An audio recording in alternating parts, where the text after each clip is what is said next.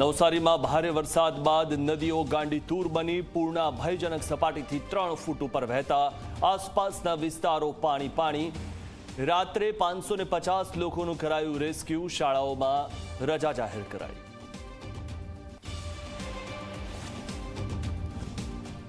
કચ્છમાં સતત બીજા દિવસે ધમાકેદાર વરસાદ. ગાંધીધામ, માંડવી, ભચાઉમાં 1.5 ઇંચથી 2 ઇંચ વરસાદ, તો અંજાર અને નખત્રાણામાં 1 ઇંચ વરસાદ. ભેંડડી, મોડકોબા નદી થઈ 2 કાંઠે, તો કંકાવટી ડેમ પણ છલકાયો.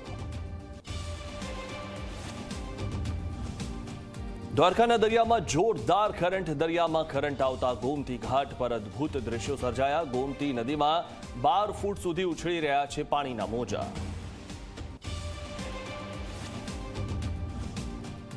વલસાડમાં મેઘાની જમાવટમાં ધોવાયા રસ્તાઓ. ભારે વરસાદ બાદ વલસાડથી નાસિક જતા હાઈવેની સ્થિતિ અત્યંત ખરાબ. રસ્તા પર દેખાયું ખાડાનું સામ્રાજ્ય. બિસ્માર રસ્તાથી અકસ્માતની ઘટનાઓ બની રહી છે.